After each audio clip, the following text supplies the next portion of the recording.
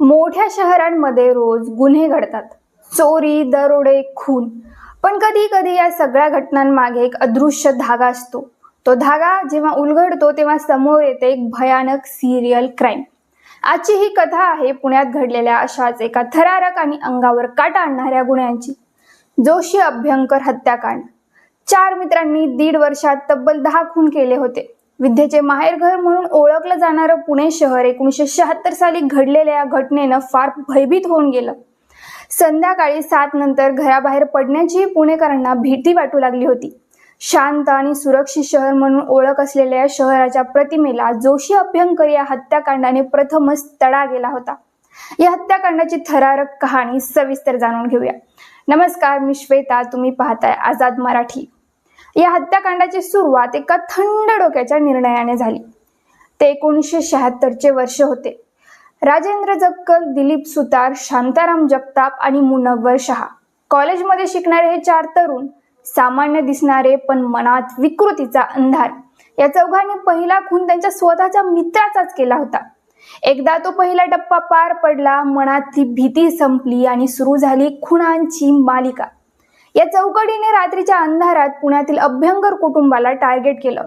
सर्व काही सुरळीत चाललेलं, पण त्या रात्री जक्कल गँगने भांडारकर रोडवरच्या स्मृती बंगल्यात राहणाऱ्या अभ्यंकरांच्या घरात प्रवेश केला. तिजोरी फोडली, पण तेवढ्यावर ते थांबले नाहीत. घरातील 5ही सदस्यांची त्यांनी निर्घृण हत्या केली. यामध्ये वयोवृद्ध काशीनाथ शास्त्री अभ्यंकर, इंदिराबाई, नाथ जाई, नातू धनंजय आणि घरकाम करणाऱ्या सखूबाई वाघ यांचा समावेश होता. हत्येनंतर घरातच ते शांतपणे जेवायला बसले. इतकंच नाही, अभ्यंकरांच्या नातीने पळून जाऊ नये म्हणून तिचे कपडे काढले.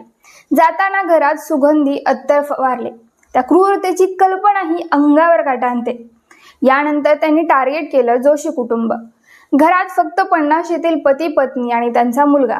घरात पाळत ठेवून पती पत्नीच घरात असताना चौघे घरात शिरले आणि पती पत्नींना चाकूचा धाक दाखवत हातपाय बांधले आणि नायलॉनच्या दोरीने गळा आवळून त्यांची हत्या केली.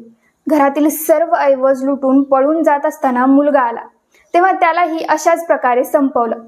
अभ्यंकर हत्याकांडाप्रमाणे जोशींच्या मुलाचेही कपडे काढले आणि त्यानंतर त्याचा नायलॉनच्या दोरीने गळा आवळून हत्या करण्यात आली. घरातील सर्व पुरावे नष्ट केले. उग्रवासाचे अत्तर फवारले, जेणेकरून पोलिसांच्या श्वान पथकाला माग काढणं अशक्य होईल. या पद्धतीने एकामागून एक खून, एकच स्टाईल, एकच क्रूरता. यावरून पोलिसांना लक्षात आलं ही एक सिरियल किलर गँग आहे. पुण्यात भीतीचं सावट पसरलं. लोक घराबाहेर पडायलाही घाबरू लागले. पण इतक्या हुशारीने गुन्हे करणारी ही गँग शेवटी पकडली गेली एका छोट्याशा चुकीमुळे. जक्कलने त्याच्याच गोखले नावाच्या मित्राच्या भावाला संपवले. त्यानंतर त्याच्या मृतदेहाची विल्हेवाट लावत असताना एका मद्यपीने या चौघांनाही बघितले आणि पोलिसांना माहिती दिली. मात्र एका दारुड्यावर विश्वास न ठेवता पोलिसांनी त्यालाच कोठडीत डांबलं. तर त्याच दिवशी गोखलेच्या कुटुंबियांनी तो बेपत्ता असल्याची तक्रार दिली. कुटुंबीय बेपत्ता असल्याची तक्रार द्यायला पोलिसात गेले असतानाच तिथे जक्कल गँग देखील पोहोचली होती. तसंच मित्राला शोधायला इतका वेळ का लागतोय यावरून पोलिसांशी हुज्जत घालत होते, जेणेकरून पोलिसांचा त्यांच्यावर संशय येणार नाही. मात्र तुरुंगात असलेल्या त्या मद्यपीने जक्कल गँगला ओळखले आणि त्यांनी पोलिसांना माहिती दिली. पोलिसांनी हे प्रकरण गांभीर्याने घेतलं आणि 4ही जणांना ताब्यात घेतलं. जक्कल गँग सोबत आणखी एक गडी होता, मात्र तो प्रत्यक्ष गुन्ह्यात सहभागी नव्हता. मात्र त्याला या सगळ्याची कल्पना होती. पोलिसांनी त्याला ताब्यात घेतलं. पोलिसी खाक्या दाखवताच त्याने सगळं खरं सांगून टाकलं आणि जक्कल गँग पकडली गेली. पोलिसांनी त्याला माफीचा साक्षीदार केलं. शेवटी 27 नोव्हेंबर 1983 रोजी येरवडा कारागृहात या चौघांना फाशी देण्यात आली. आजही ही घटना भारतातील सर्वात भीषण सिरियल किलिंगपैकी एक मानली जाते.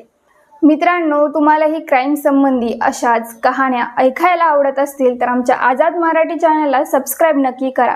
व्हिडिओ आवडला असेल तर लाईक करा, शेअर करा. धन्यवाद.